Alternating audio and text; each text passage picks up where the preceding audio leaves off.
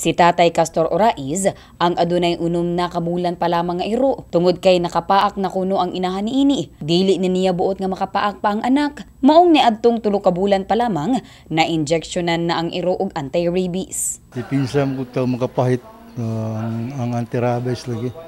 Nakay katong inahan na kabayad na ko mga 3,000 bayad na ko sa anti-rabies. Base sa City Veterinary Office kung CVO, nga mas midaghan na karon ang mga nagapabakuna sa ilahang iro batok rabies.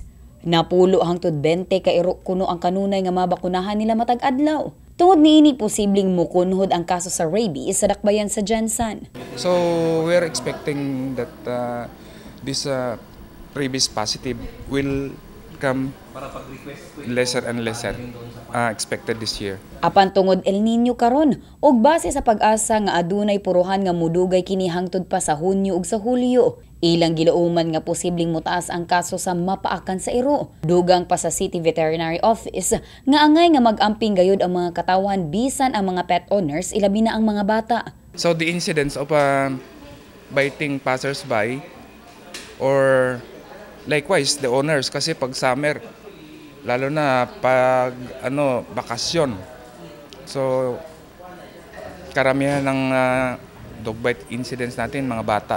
Kada dog adlaw iligo na ko ni siya kay unit kay ning iro wa. Sa kasamtangan, wala pa'y na-record ang City Health Office sa mga kaso sa dog bites o rabies sa Jensan. Apan padayon kuno ang ilahang monitoring. So far, wala man sang may nahatag nga reports, no? Okay, everything will I will pass through the City Epidemiology and Surveillance Unit. Sa ulahing update sa City Vet, niadtong bulan sa Disyembre milabay tuig, anaa sa 1,022 ang ilahang nabakunahan, samtang anaa sa 511 ka kaso sa napaakan sa iro ang ilahang natala. Dugang pahimangno nila aron nga malikayan nga magka-rabies ang mga iro, angay nga kanunay kini mabakunahan. Aniya usab ang mga sintomas kung ang usa ka iro adunay rabies. Una, mamahimo kining isog, mudagan nga walay direksyon, mamaak og bisan unsang mga butang, nagalaway-laway, ug ang ulahi dili na mukaon ug dili usab moinom.